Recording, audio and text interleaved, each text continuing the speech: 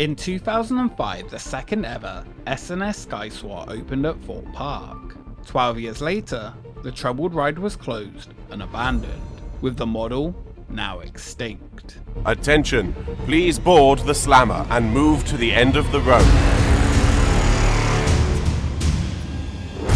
Hold on tight at all times and prepare to endure the rotating free-fall experience of Slammer. We are unsure how long it will be before Slammer resumes operations.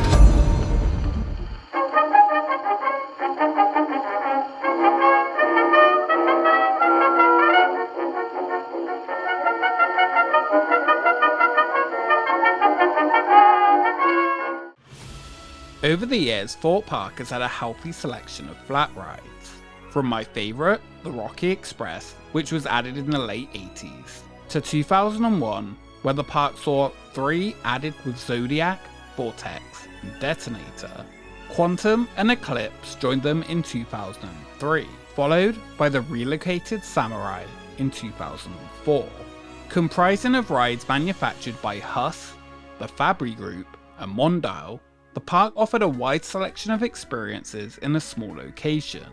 And once again, in 2005, 2 more would join the park's lineup, both manufactured by S&S Worldwide. A lot of people like to go up the hill on the roller coaster and then go towards the ground. But then when they get to the ground, they go this way.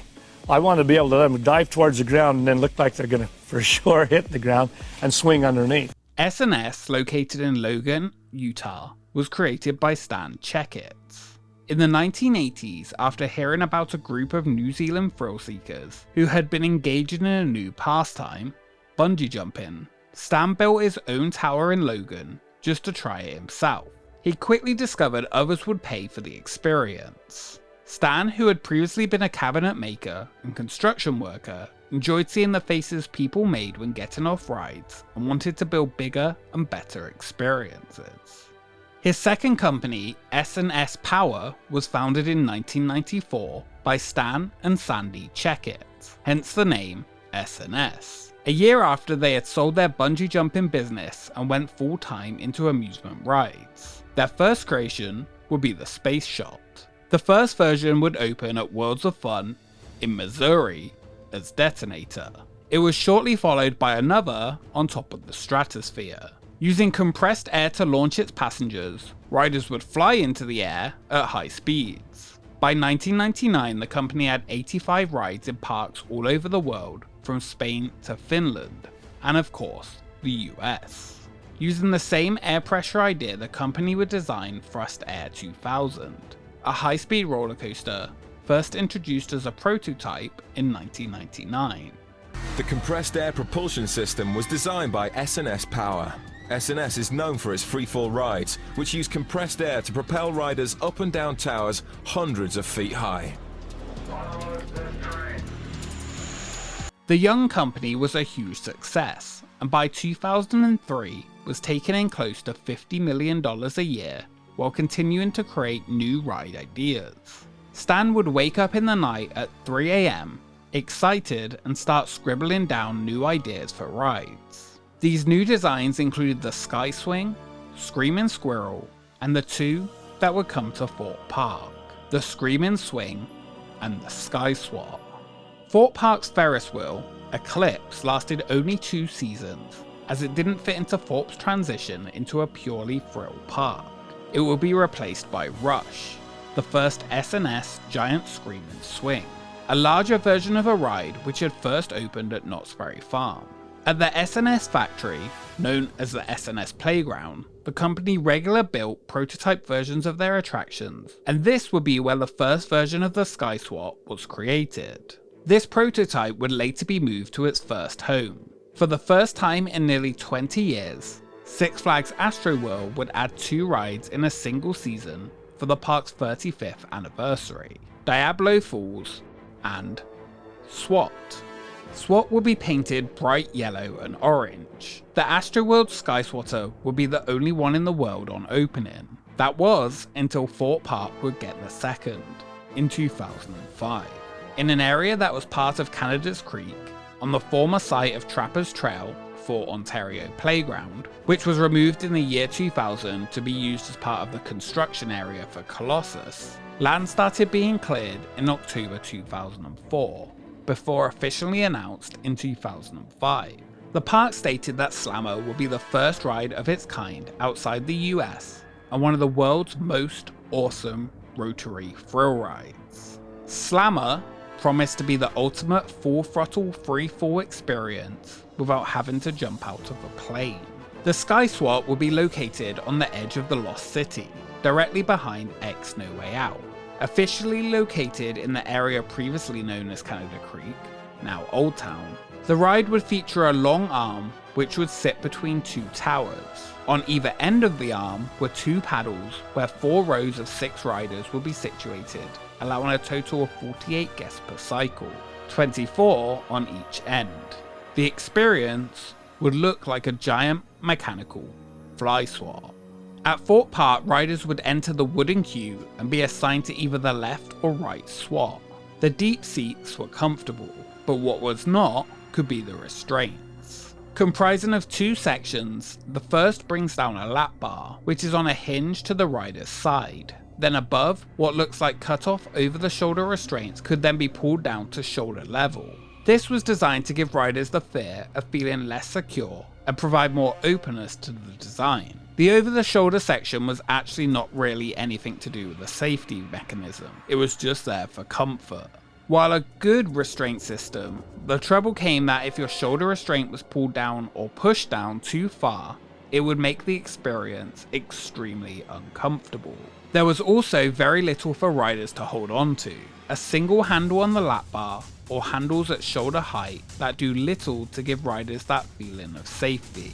As one of the largest flat rides in existence, when in motion riders could reach 105 feet into the air, while also spinning 360 degrees vertically on an axis that would provide both positive and negative G-forces.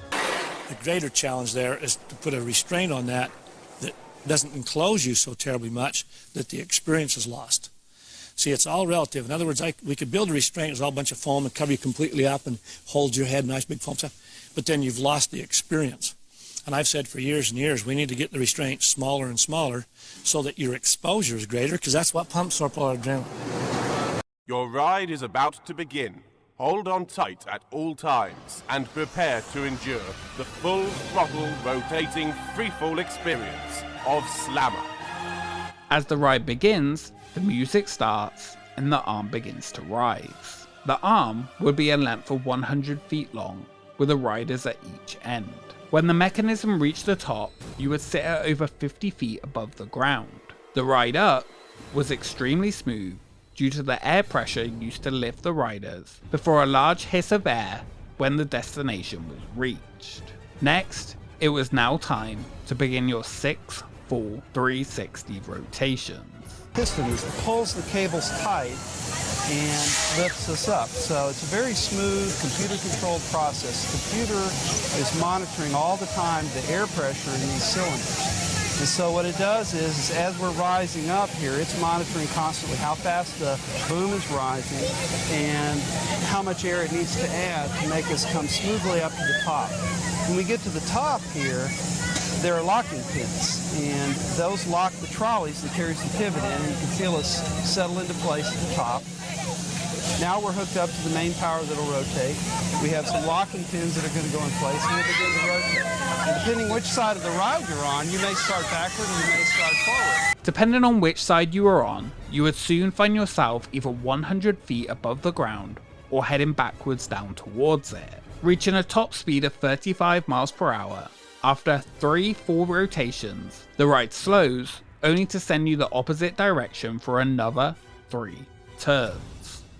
The experience was intense. While flying forward could feel exhilarating, backwards had a whole different level of terror. Your fray with Slammer has now come to an end. When the restraints have released, please leave your seats and exit to the left-hand side. The Slammer was intimidating and not an experience everybody enjoyed. The reaction to it was mixed.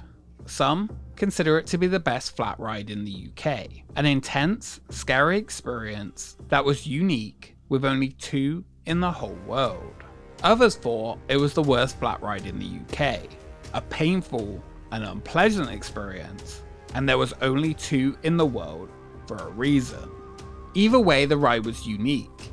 It looked intimidating, it provided thrills, and nothing similar really existed in the country. With its high throughput for a flat ride of around 500 riders per hour, the lines were rarely long for this attraction. The biggest issues though were the downtime the ride would experience. Just like the version in the US, the ride was plagued with technical issues. During its opening season, it spent much of its time not operating. Reports indicated that on one ride, some of the shoulder restraints unlocked and rose during operation, and had to be reprogrammed. During the ride's second season, more than 40 people had to be rescued after it got stuck for over an hour while the ride had technical problems. While the emergency failsafe kicked in as intended, it was just the start of years of technical issues. Most seasons the ride remained unreliable and not operating, sometimes for weeks at a time. One of the issues was the computers controlling the ride had to manage the weight on each paddle. The ride would be tight for people with chest measurements of 51 inches or higher, and it was marked as having a maximum rider weight limit of 110 kilograms or 242 pounds per rider, though this was never strictly enforced.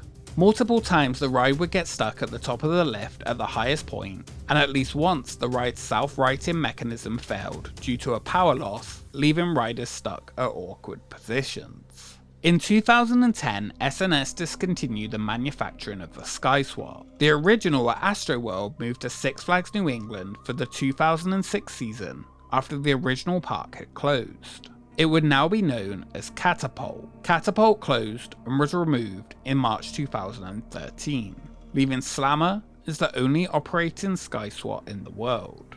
Its troubles never ended. In mid-2012, after continued technical issues, all signs for the ride were removed, and many speculated it would not return. Just a few months later though, it was once again up and running. The ride started 2013 strong and regularly operating, but it didn't last long, and in the summer it went down again, and didn't reopen for the rest of the season, returning partway through 2014.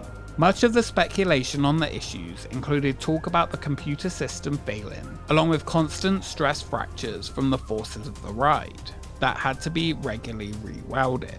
These issues would continue until 2016, which was actually quite a successful year for operation of the ride. Its history of repeatedly opening and closing would be over in October 2016. This time, the annual Slammer is Dead party could happen for real. The hopes of the ride's return once again were dashed when Thorpe Park confirmed in May 2017 that Slammer would no longer operate at the park. Sadly, right after, it had one of its best operating seasons ever. The last S&S Fly Swap was closed, and the unique ride was no more anywhere in the world. Rumours circulated that it had been sold, and this was backed up slightly by Thorpe Park stating who said it's getting scrapped. What actually happened was literally nothing. It would sit at the park abandoned and rotting away to this very day, leaving 2 attractions standing but not operating in the Old Town section of the park. Slammer's queue would be used during Fright Nights for haunted houses. In 2020, now delayed to 2021, a new attraction, Black Mirror Labyrinth, will likely take over sections of the old queue. What could be more on theme than entering a Black Mirror attraction directly past an old abandoned theme park ride? Why do you design and invent rides that thrill people? Probably one of my motivating factors is just pumping adrenaline up with people. You see them really, with the adrenaline so pumped up they can hardly walk. Like Marmite, many people either loved or hated Slammer. And as for whether I loved or hated the attraction, for me, it definitely was not comfortable, but I appreciate the design and intimidating look of the ride. Oh, and of course I love Marmite. Love it or hate it, you can't fault the park for attempting to keep a unique ride operating for 12 years, especially after the model was discontinued 7 years before it closed. Old Town now sits as an abandoned corner of the park, and it can't be too long until we see what was once one of the main hubs of the park come back to life as something brand new. Sometimes I've been quite harsh on Thorpe Park and the choices they have made over the years. The last few years have not been promising for the resort. This criticism stems from love, however, and not hate. I grew up visiting the park, and year by year saw it grow and expand, not necessarily worse, but completely different. An experience that the history of Slammer represents quite well. A park trying to become something unique, having many troubles on the way, but one that continues to keep trying to make things work, no matter the difficulties. A park which I hope, unlike the history of Slammer, will eventually get to the point where it just works. Thank you so much for watching this episode of Expedition Thorpe Park. If you enjoyed it, make sure you subscribe to join the expedition. Follow us on Twitter and Instagram for updates on upcoming episodes, and a special thank you to our Patreons for supporting the channel. We will see you next time.